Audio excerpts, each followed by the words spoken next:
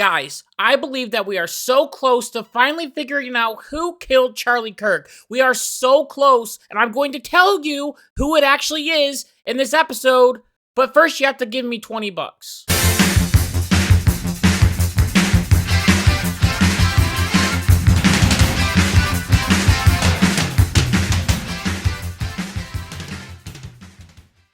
The question is, when did my generation get so involved in conspiracy theories?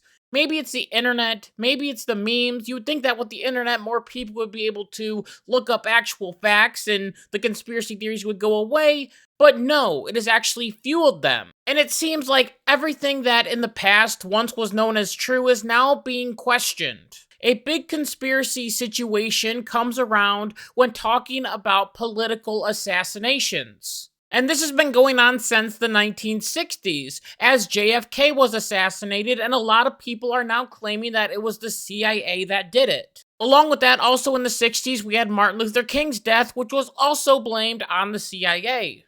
Now, I can't tell you what actually happened in these cases, and there are a lot of questions swarming around them.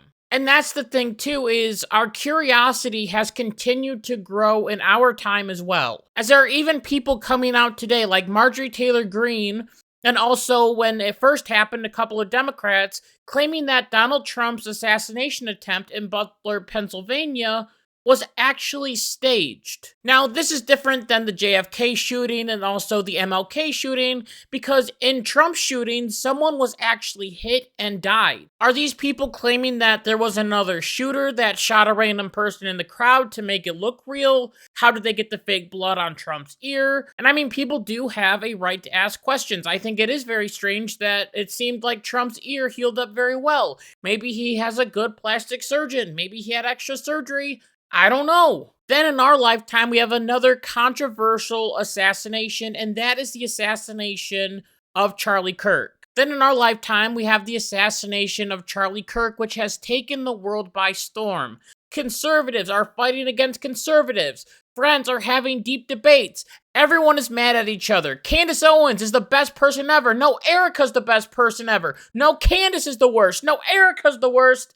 What is going on here? Everyone is just so angry at each other about this whole situation. And honestly, you just don't want to talk about it because it causes so many emotions to come up. Just like with any conspiracy theory, people can't agree on one thing or another because they saw a YouTube video that said this, they saw an Instagram reel that said that, they saw a report that said this, and it causes so much confusion. Now, I wrote this episode when I came back home from Florida, and I thought about releasing it, but I kind of put it on the back burner, but made the moon one instead. And in my last video where I talked about Candace Owens, it blew up, but it also caused a lot of debate. So listen, I'm going to say this right now, and I want to make sure it's very clear. I'm going to give my 2 cents about this situation. If you have other 2 cents, then you can go ahead and write me in the comments, or you can make your own YouTube video talking about this situation. I will watch it. I think it would be absolutely awesome if you did that. But if you don't like it, then I just ask you to roll your eyes and scroll. Just like we talked about last week. Just keep on moving on. We somehow have to find the truth in this situation that is full of conspiracy, lies, and weird feelings. And if we don't somehow try to look at the facts and understand what is actually happening in this situation,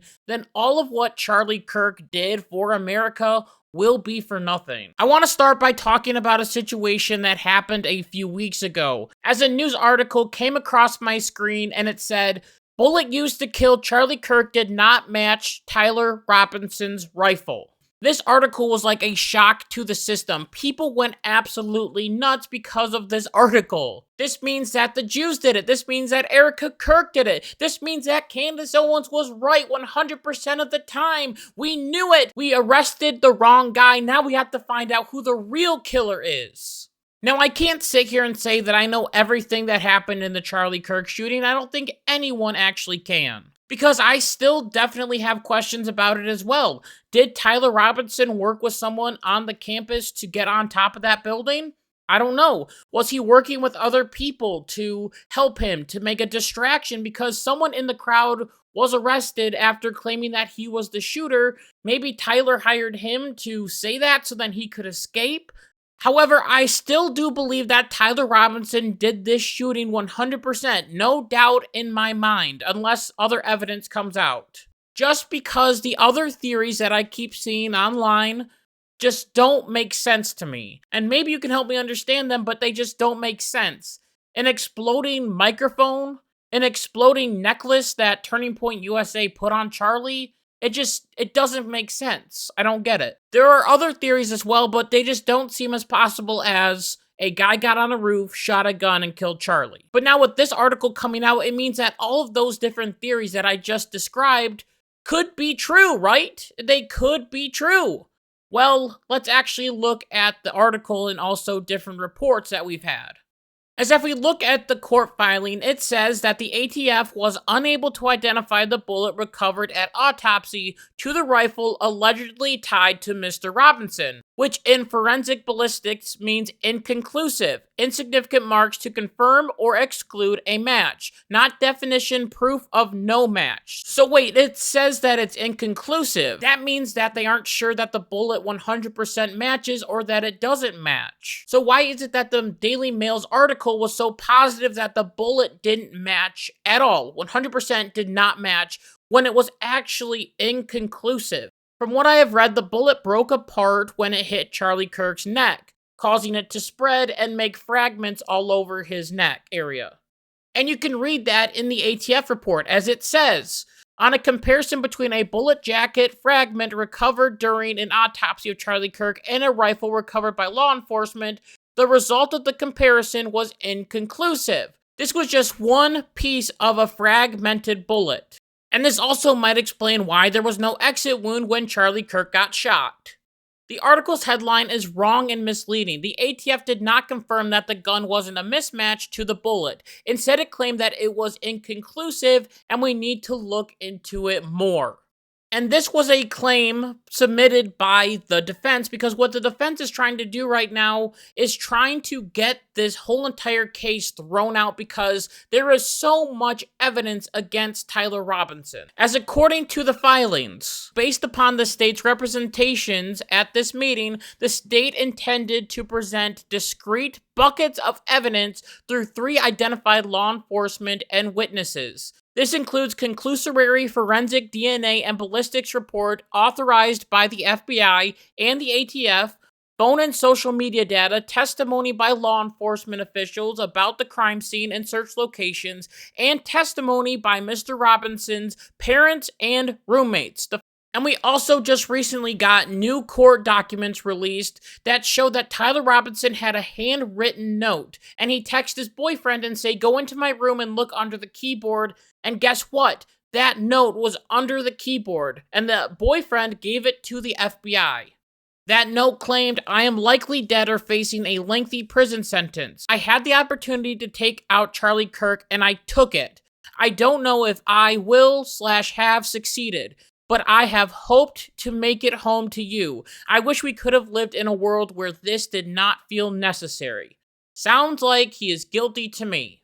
And that's the thing here. We have real evidence against Tyler Robinson. Real life evidence. The state has even claimed that they have actual video of the shooting taking place from a camera on the street. The state has also claimed in this case that they have the full video of Tyler Robinson on the roof shooting Charlie Kirk. We also have pictures, we have text messages, we have Tyler admitting over and over again that he was the one that did this, but still, we have people not believing it or wanting to make up lies and conspiracies about it. I mean, we have his DNA on the gun that was used, and we even have his DNA on bullet casings as they ran tests and found out that the spent bullet casings found at the scene matched the murder weapon, which was a huge blow to the defense. And it means that with a shadow of a doubt that Tyler Robinson did this shooting. And I also believe that more evidence will come out later, which will definitely prove without a shadow of a doubt that Tyler Robinson is guilty and he will spend the rest of his life in jail. However, sadly, this did not stop the conspiracy theorists or the grifters from absolutely going crazy when this article came out. As Candace Owens came out the very next day and made a video titled, "If the bullet don't fit, you must acquit."